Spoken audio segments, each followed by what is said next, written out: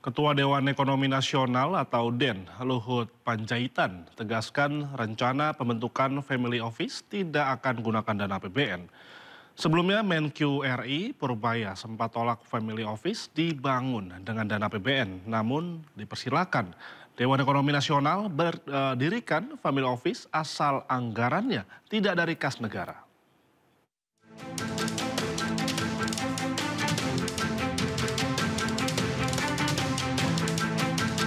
Ketua Dewan Ekonomi Nasional Luhut Binsar Panjaitan menegaskan tak masalah Family Office dibangun tanpa anggaran pendapatan dan belanja negara. Menurut Luhut, Family Office bisa dikembangkan dengan biaya individu atau kelompok yang menaruh uangnya di dalam Family Office. Nggak ada yang salah itu, ya memang nggak ada yang mau dibiayain. Nanti bagaimana opung itu pembangunannya dari mana? Apa ya? Skema pembiayaan Family Office dari mana? Yang biayai dia sendiri, kan orang yang taruh duitnya di situ. Dia taruh duitnya di situ, di Indonesia, kita tidak pajakin waktu dia naruh, tapi waktu dia menginvestasikan di proyek-proyek Indonesia gitu yang kita pajakin. Sebelumnya Menteri Keuangan RI Purbaya Yudi Sadewa menolak memakai dana APBN untuk membangun Family Office di Indonesia. Namun ia mempersilahkan Dewan Ekonomi Nasional mendirikan Family Office asalkan anggarannya tidak berasal dari kas negara. Oh, saya udah denger lama isu itu, tapi biar aja. Dan bisa bangun sendiri, bangun dia sendiri. Saya anggarannya nggak akan alihkan sana. Saya fokus. Kalau kasih anggaran tepat, nanti pas pelaksananya tepat waktu, tepat sasaran, dan nggak ada yang bocor, itu aja. Pembentukan Family Office merupakan gagasan Luhut Binsar Panjaitan sejak ia menjabat sebagai Menko Maritim dan Investasi di era Presiden ke-7 RI Joko Widodo. Family Office adalah perusahaan swasta yang mengelola harta keluarga-keluarga kaya. Rencananya pemerintah akan menetapkan Family Office di Bali dan IKN. Dari Tim Liputan iNews melaporkan. Sementara itu Menteri Keuangan Purbaya Yudi Sadewa menilai 1 tahun pemerintahan Presiden Prabowo Subianto dan Wakil Presiden Gibran Rakabuming Raka telah mencatatkan sejumlah capaian positif, terutama di bidang ekonomi. Indikator kesejahteraan masyarakat menunjukkan perbaikan di mana tingkat pengangguran tercatat turun menjadi 4,76% pada Februari 2025.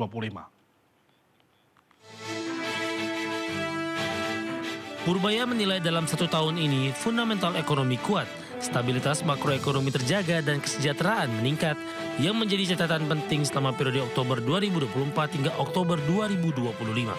Dalam catatan Kementerian Keuangan pada triwulan 2 2025, pertumbuhan ekonomi Indonesia stabil tinggi di level 5,12%, menjadi salah satu tertinggi di antara negara G20. Dari sisi inflasi, juga terjaga rendah di level 2,65% secara tahunan, dengan defisit APBN hanya 1,56% dari PDB. Hal ini masing-masing termasuk yang terendah di antara negara G20. Menkeu menekankan pencapaian selama 1 tahun pemerintahan Prabowo Subianto ini tidak lepas dari strategi pengelolaan kas negara melalui penempatan 200 triliun rupiah di Bank Himbara yang bertujuan mendorong produktivitas aktivitas perekonomian nasional. Pertumbuhan ekonomi yang tinggi, supaya semuanya lengkap. Udah kelihatan kan ketika kita coba dorong itu, orang udah senang sekarang, ada optimisme. Mudah-mudahan optimismenya betul-betul terwujud. Tapi kita barengi dengan tindakan yang nyata. Sementara itu dari sisi perdagangan, Indonesia mencatatkan surplus neraca perdagangan selama 64 bulan berturut-turut, dengan pertumbuhan mencapai 45,8% sepanjang Januari hingga September 2025. Indikator kesejahteraan masyarakat juga menunjukkan perbaikan, di mana tingkat pengangguran turun menjadi 4,76% pada Februari 2025, terendah sejak krisis 1998. Sementara angka kemiskinan turun menjadi 8,47% pada Maret 2025, yang merupakan capaian terendah sepanjang sejarah. Menkeu Purbaya optimis kinerja perekonomian nasional akan terus membaik hingga akhir tahun 2025 ini.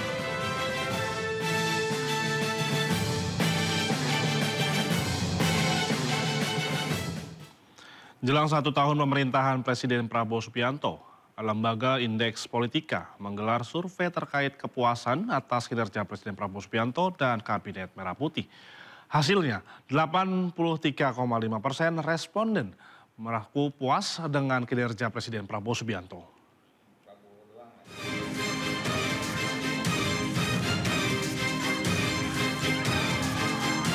Jelang setahun masa pemerintahan Presiden Prabowo dan Wapres Gibran Rakabuming Raka, hasil survei lembaga riset Indeks Politika menunjukkan tingkat kepuasan publik terhadap Presiden Prabowo Subianto menembus angka 83,5%. Survei yang digelar pada periode 1 hingga 10 Oktober 2025 melibatkan 1.600 responden di 27 provinsi yang dipilih secara acak menggunakan metode multi-stage random sampling. Margin error kurang lebih 3% dengan tingkat kepercayaan 95%. Sebanyak 90,8% responden mengaku mengetahui aktivitas dan kebijakan Presiden Prabowo dari pemberitaan di media. Tingkat kepuasan cukup tinggi, masih cukup tinggi. 3,5. Iya, jadi mungkin ya biasa kalau kekurangan sana sini juga normal seperti itu. Jadi kalau dari data yang kami dapatkan, tingkat kepuasan terhadap kinerja pemerintah secara umum masih sangat bagus. Kinerja para menteri juga mendapat sorotan luas. Survei mencatat 87,5% responden mengetahui aktivitas dan kebijakan para pembantu presiden.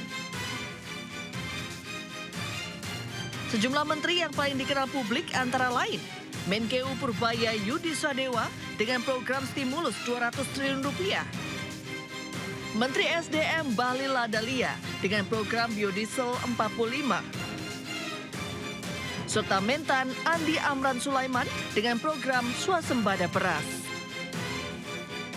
Dari Jakarta, Rani Sanjaya melaporkan.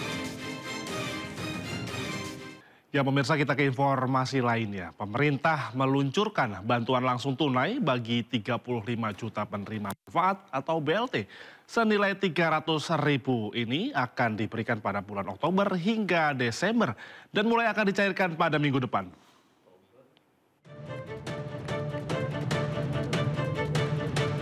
Menteri Koordinator Bidang Perekonomian Airlangga Hartarto mengumumkan stimulus ekonomi terbaru 2025. Stimulus berupa bantuan ekonomi bagi masyarakat.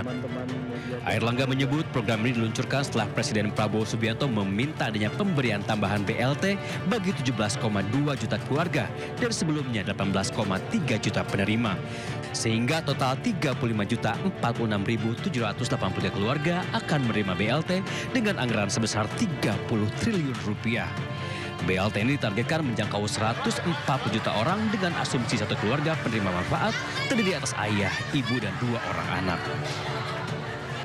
Ini Bapak Presiden minta menambahkan bantuan langsung tunai ini yang akan diberikan pada bulan Oktober, November, dan Desember 2025 dan akan diterima oleh 36.783